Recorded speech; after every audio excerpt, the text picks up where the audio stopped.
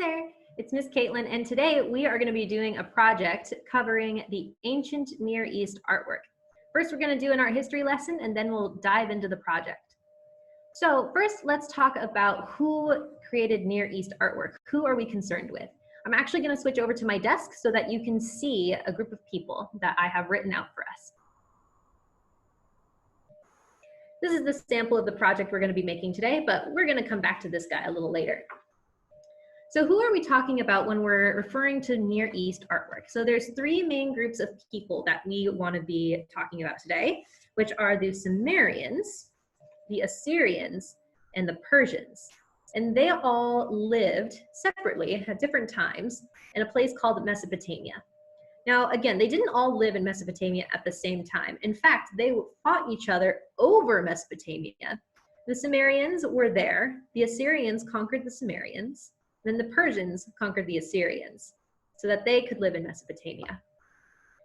Now, talking about Mesopotamia, it's called that because it means the land between two rivers, which is actually a place great for farming, which is why these groups of people wanted to control it and have that as their home, so that they could have all the food and control those resources. Now, where is Mesopotamia? I'm actually going to show you guys a map of where it is in the world. So here's a map of the world.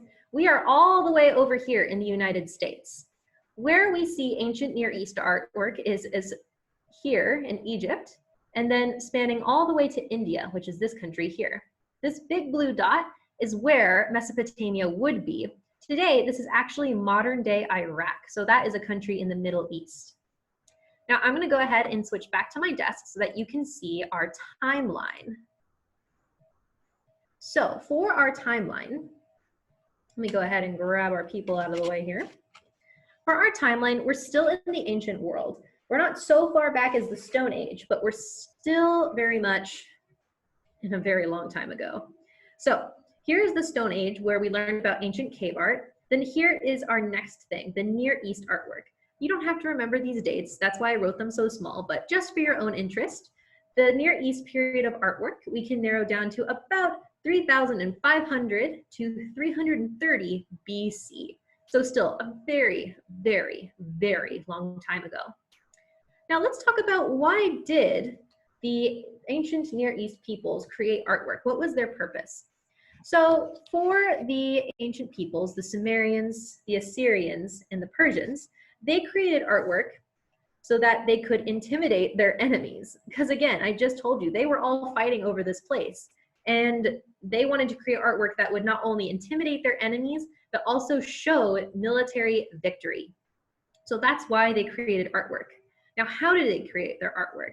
What they would do is they would make their artwork out of stone, bricks, sculptural relief, which is a type of sculpture where you are actually on a 2D, like a flat surface, but you're carving into the surface itself. So usually this might be clay or some other substance. And so that way it looks like it's kind of popped out from the surface itself. And of course, regular sculpture, which we call sculpture in the round. That's just a 3D sculpture. Now, I'm going to go ahead and show you guys some examples of ancient Near East artwork so that we can get a better idea about what exactly does this stuff look like. Let's start here. Now, there's a lot of big words that we're learning today. Don't worry, we'll review them at the end. This is an example of a ziggurat. When the ancient Sumerians ruled Mesopotamia, they made these things called ziggurats, which is a temple for their gods and goddesses. Now, the reason it's made like this, it's stacked upwards, is so that they could be closer to their gods. Now, it might look like a pyramid, but it's actually not. Pyramids are kind of sneaky. Even though pyramids are really big and they do pop up from the ground, the stuff that's inside them is actually below the ground. Whereas a ziggurat, all of the stuff and like the people and the tunnels are on top of it. So there's nothing underneath. So that's what makes it different from a pyramid. Next, we have a lamassu. Now, when the Assyrians took over Mesopotamia, they made all of these sculptures and statues of this lamassu character here. So it's this being that has like a body of a beast, as well as the head of a man. Some of them have wings. You can see this is very intimidating. Maybe if you walked in a city full of these, it would be like, whoa, that's pretty intense. But they're also, in my opinion, pretty interesting. Next, we have a piece. This is another piece of architecture. It's called the Ishtar Gate. It's actually one of the 7 ancient wonders of the world, for good reason. Look at it, it's beautiful. This blue brick with the animals that are inside here, stunning. So this is an example of one of the materials, again, using this brick for their sculpture and for their architecture. Last but not least, we have the Persepolis. So when the Persians took over, this is what they created. The Persepolis is this protective city or a citadel because as we discussed, Mesopotamia was a really great place to live and they wanted to keep control over it. They made the Persepolis to protect themselves and their city. Now, it's very old now, as you can see, it looks ancient, but what they see is in some of these very large columns, they would put these heads of these bulls, like statues of bulls. So again, very intimidating for the ancient peoples to look at. So now I'm going to go ahead and go back to my desk.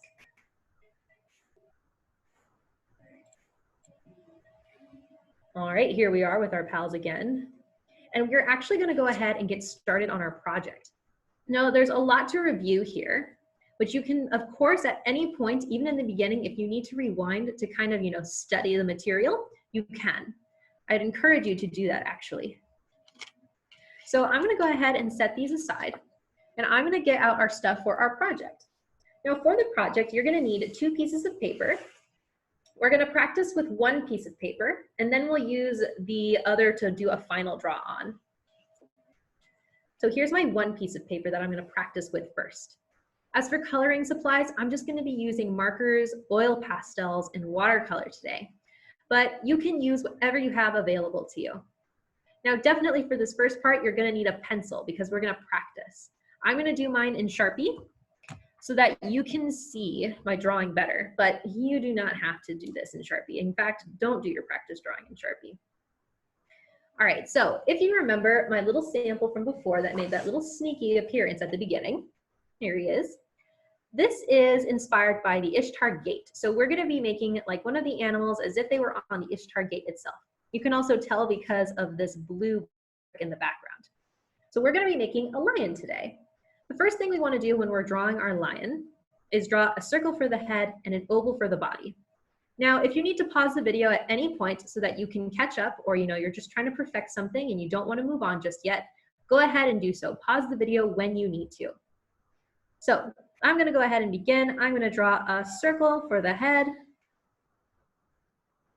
And I'm going to draw an oval for the body.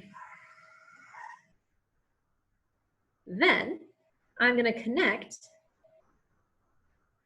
the circle for the head to the body here by drawing the neck. That's going to be 2 diagonal lines down. Now I'm going to go ahead and draw the legs. Now for the legs, I do want them to be about equal. So what I'm going to do is I'm going to go ahead and start here. I'm going to draw a diagonal line starting here from the bottom, down. Draw another diagonal line, down. And then just before I finish the leg, I am going to draw a curved line and a straight line across for a foot. I'm going to do the same thing on the back end here. Watch how I do this and then you try. I'm going to do a diagonal line down. I'm going to do a curved line for the back leg, a diagonal line down, and then before I finish it, curved line, straight line to finish. Now I'm going to go ahead and draw the legs behind the lion. You do not need to do this part if you don't want to though. So for this part, I'm going to go ahead and draw a curved line and then another curved line. Then I'm going to draw a diagonal line down and a curved line and then a straight line. So it kind of looks like he's stepping. I'm going to do the same thing for the back one. I'm going to start from just about here on the back part of the leg. I'm going to do a curved line down, another curved line down, diagonal line, a curve, and then a flat line. All right, now let's go ahead and do the face. Now for the face of the lion, he is facing sideways. So I'm going to go to the side of the head. I'm going to do a straight line out, curved line down, maybe a little longer, a rainbow line that goes back towards the head, U shape, curved line, and then a curved line back towards the head. Now remember, we want this to be just a little bit intimidating, not scary for us today, but we do want to make it look like the lion just is a little bit intense, kind of to mimic the way that they would make their artwork in the ancient Near East. Now for this, you can feel free to add 2 little teeth and maybe a tongue, because his mouth is open, our lion. And also add a nose. Now for the eye today, you can add any kind of eye you want. Just add one because again, he's facing the side. For me, I'm gonna draw a rainbow line and then a rainbow line on top. Now our lion, he needs a mane and a tail. Let's do the mane first. Now you can do the mane really however you want, but if you wanna do the mane like me, this is what you're gonna do. You're gonna draw a C shape on the side of the head. I want the mane to come up just off the body of the lion. So I'm gonna draw a tiny little curved line here. I'm gonna draw a curved line around and down to touch the body. And then I will draw little C shapes for the lion's mane, all the way down. Last but not least, I'm gonna draw a curved line here to show that my lion's leg is peeking out from the mane. Now there are some lines you get to erase, which you can practice erasing right now. You get to erase all of these lines that we don't need anymore. Those were our basic shapes. So I'm gonna erase these. Well, I guess more like scribble them out. If you need to pause the video so that you can see which lines you need to erase, go ahead and do so now. Now let's go ahead and draw the tail of our lion. For the tail of the lion, you can do it however you like, but I want mine to kind of curve up and around. So I'm gonna go to the back of my lion's body. I'm gonna draw a big C shape. Then I'm gonna do the same thing to make the tail a little thicker, big C shape.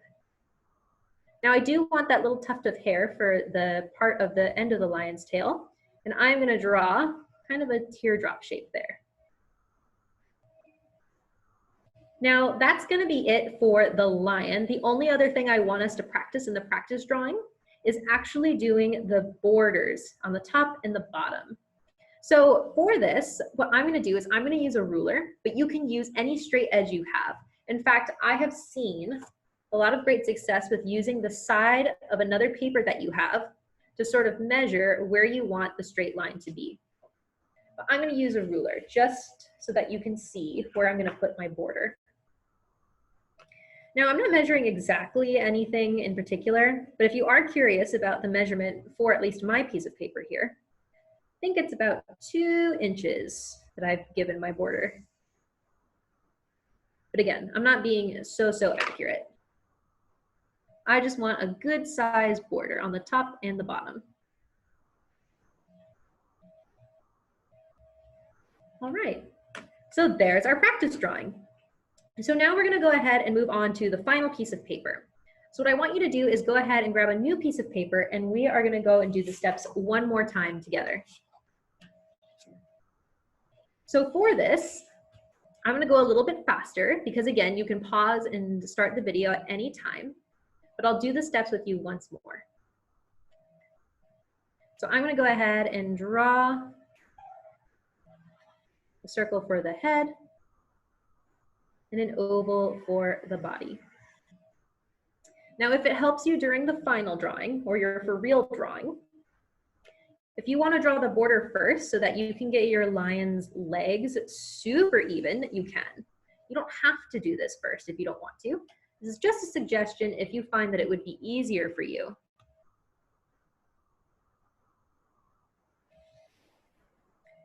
Okay, then let's go ahead and continue on. I'm gonna go ahead and draw the neck of my lion. Then I'm gonna draw the legs. And for the legs, it's 2 diagonal lines down, and then a curved line for the paw. For the back leg, it's gonna be a diagonal line down, a curved line, diagonal line, and then a curved line for the paw. For those back legs, it's gonna be starting from the side here of the leg, you're gonna do a curved line, diagonal for the back part of the paw, and then a curved line for the front. Same thing on the back. A curved line down, diagonal line, and then a curved line for the back part of the paw. Okay, I'm gonna go ahead and move on to doing my mouth. For the mouth, again, I'm gonna come out here, do a curved line out, down, rainbow, U-shape, curved line down, and back towards the head. Add any little teeth you want. Add a little nose and a tongue. Go ahead and add the eye that you want to do as well. Now at this point, you can go ahead and do your mane how you planned it out in your practice drawing. For me, I'm going to do it the same way I did it in my practice. So I'm going to do a C shape just to separate the face from the mane. I'm going to do a little curved line on top here, and then draw a curved line around that touches back to the body. Then I'll do those curved lines to show the mane on the body itself, as well as that curved line for the leg there, just to show that it's popping out from the mane and it's not just a part of it. Then you can go ahead and do your tail.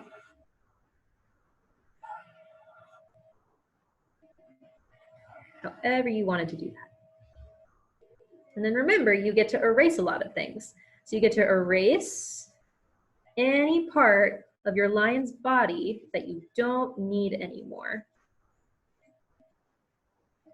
Now, you might be wondering, are we going to add anything in the background? The answer is yes, but we're not going to do that in our drawing right now. So what I want you to do is I actually want you to outline all of your pencil lines that you've made, including the lines for the border, in Sharpie. So I'm actually going to show you an example of what your picture is going to look like without all of these extra lines, because you would not outline those in Sharpie. So let me go ahead and switch over to that now. Check it out. So if you need to pause the video to outline your stuff, go ahead and do so. I'm going to leave this here so that you can look at it, so you can kind of have it for a reference. All right. If all of your stuff is outlined and when you're ready, let's go ahead and start on the coloring.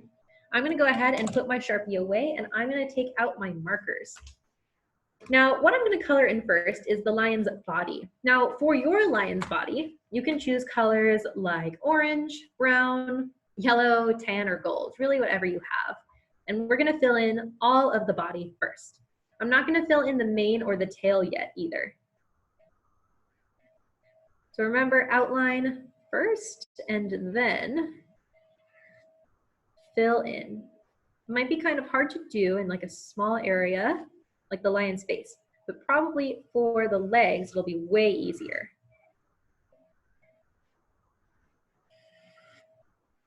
There we go, got one leg. Let's do the next one. Now remember, you do not have to go at the same pace as me. If you added more detail into your lion's mane, or you just added more detail in general, just so you have it all planned out, and maybe you even like Sharpied it, that's okay. You do not have to try and keep up with me. Pause the video as you need. And if you're faster than me, well, that's great.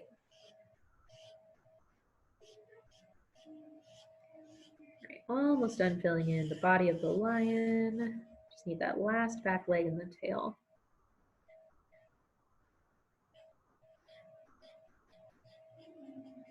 Okay, for the tail, if you have a thick marker like me, try and find like the smallest part of the tip, so that way you can fill it in carefully. If you already have a thin marker, maybe this might be easier for you. All right. Next, we're going to fill in the mane and that little hair on the tail. For that, I'm going to switch to a darker color, like brown. I'm going to go ahead and fill that in. For you, just maybe use, you could use a brown too, or just use a darker color that you want. Some lions' manes can be black. I've seen some that are also just like, a light tan color, or even a gold. It's up to you how you want your lion to look. You can also see I added an ear for my lion. If you wanted to do that too, you can. Now what I'm doing here is I am not filling straight up and down. I'm actually filling in at a diagonal. So it's kind of following the lines here, or the shape of the lion itself. This is just to give the eye some movement with the strokes. You don't have to do that if you don't want to, of course. Okay, once you are all done filling in the lion, we are gonna go ahead and work on the brick in the background. Now, for the brick in the background, again, you can use your straight edge to do this, or if you're feeling confident, you can do this freehand. Again, you can use a ruler if you want, but we are gonna do this very, very simply to make it easiest for everyone. So I'm gonna go ahead and grab my ruler just so that you can see how I'm thinking about this. I wanna divide this space here, this white space that my lion is in half. So I'm gonna divide that space in half first. Again, I'm just kind of eyeballing it. I'm not taking the time to like super duper measure it or anything. Probably the ancient Near East artists did though. Of course, it's a piece of beautiful architecture and brick. And I'm gonna draw that line out in blue. Then I'm gonna divide this chunk in half and this chunk in half. So you can go ahead and do the same when you're ready. Again, not really measuring anything precisely, just kind of eyeballing it to where I think halfway should be. There's one. All right, let's do the top. Now, if you're wondering about, hey, we didn't fill in the details on our lion's face or anything yet, and you would be right. I'm actually going to do that in a different material later. It's just we want to do all of our marker steps first because it's easy. They're out already. All right, there we have it. Now what we're gonna do is we are going to just add in a couple more lines of brick where I think they should be.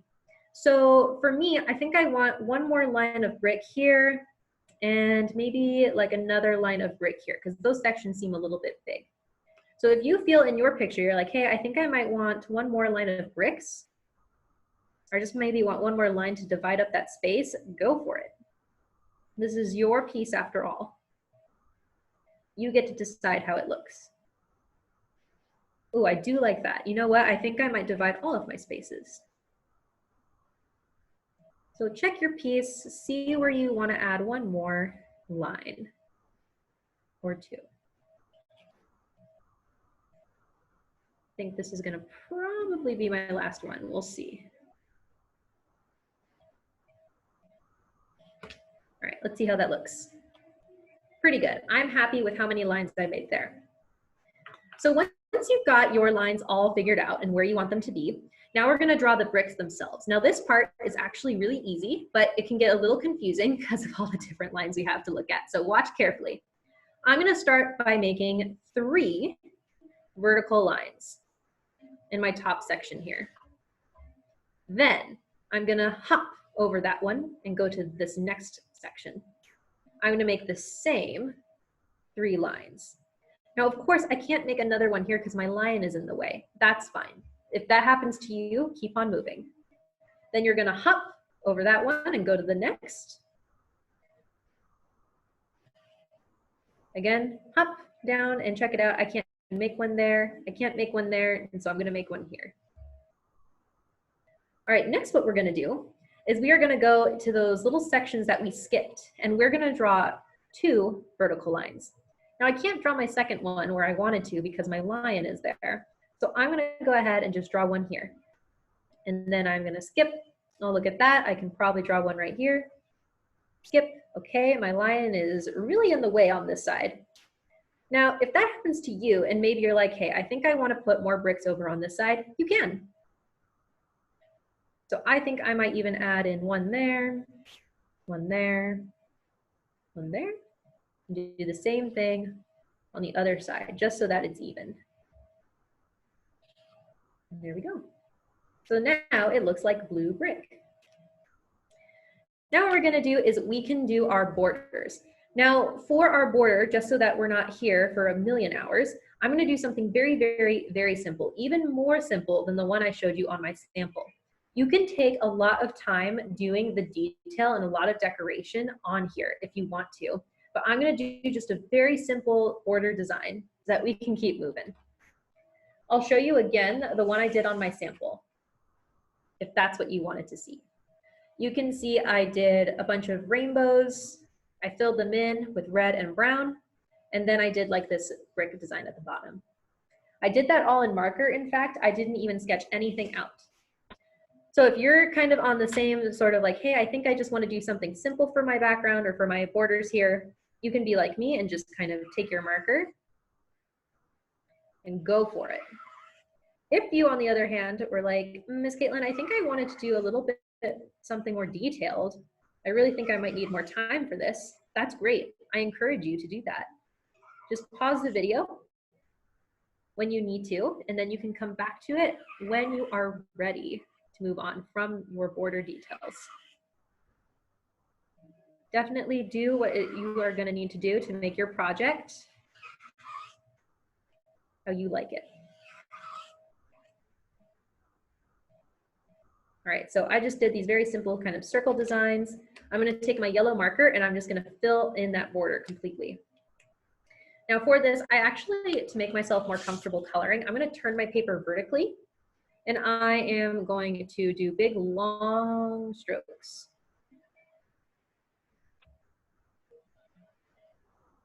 All the way across, just because it's more comfortable for me to do it this way.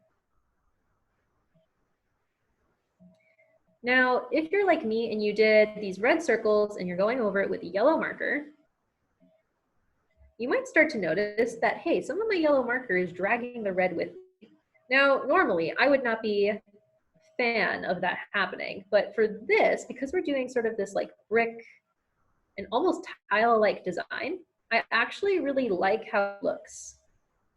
So I am okay that that's happening because it's adding to this effect of like this brick and tile-y look, especially because I'm doing the long strokes. So they look really, really neat. Might be kind of hard to see just on my camera here, but maybe if you did the same thing as me, you'll see what I mean. I'm just going here. Again, I'm trying to be really careful as I get close to this border when I did that first straight line, because I don't want to accidentally mix my yellow and my light blue together. Because then, oh man, I'll get green. And I definitely don't want green.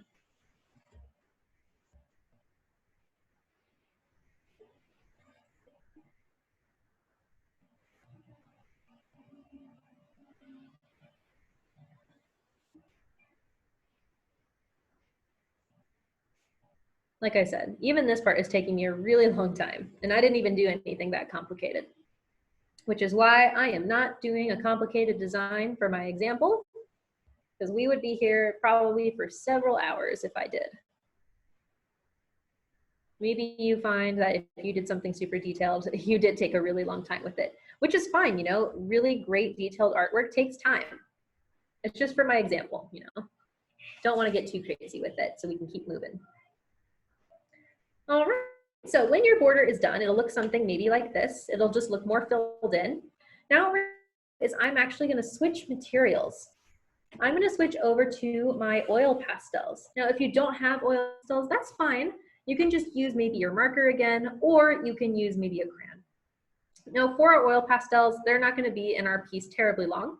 All we're going to do is we're going to take a color and fill in our eyes, or rather our eye, our tongue, and our nose first. So for me, I'm going to use this brown color. I'm going to press hard and fill in my eye and my nose with this. And then maybe this peach for the tongue. Then I'm going to pick a color that's darker than my orange here. So again, I'm going to probably pick brown. And I am going to do short lines just on the front parts of the legs, just to give it some texture. I'll even do a little bit on the face.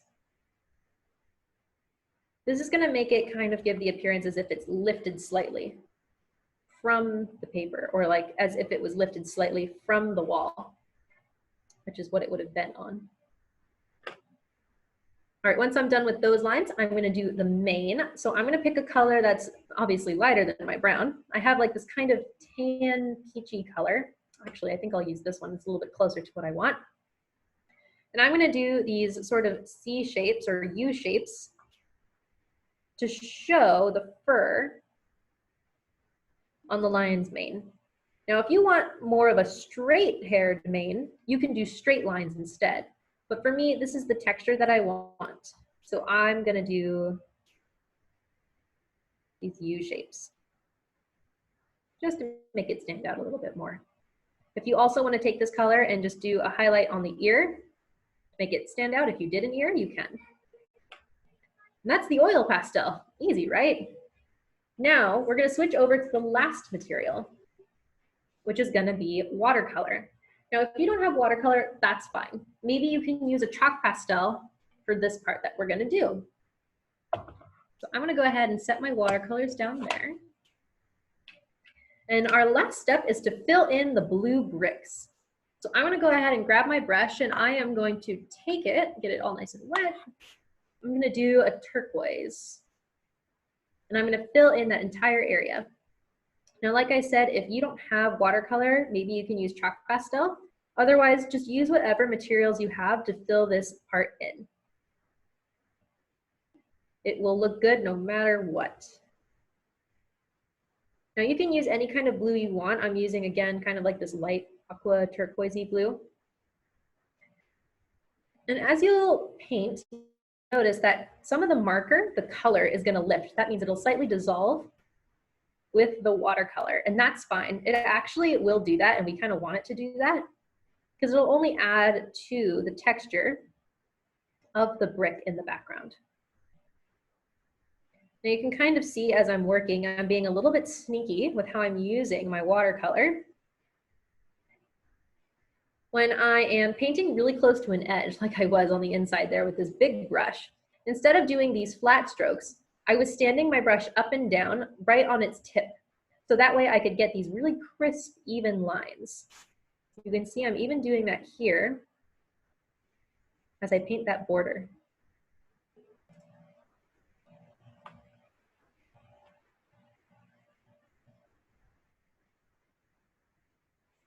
So do your long strokes, especially if you are on maybe like an illustration paper.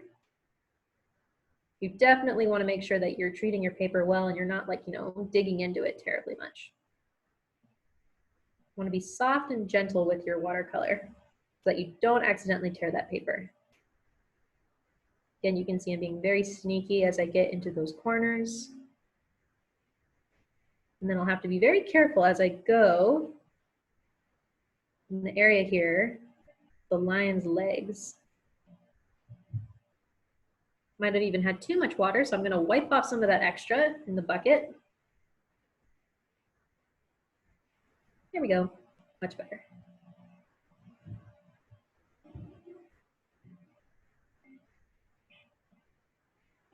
All right, and I am all done.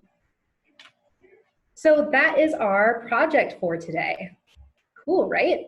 So I would love to see what you guys create, but let's go ahead and review all of the information that we learned today. So I'm going to go ahead and set this aside. If you want to paint and keep on watching, go for it. So remember, we learned about 3 groups of people today.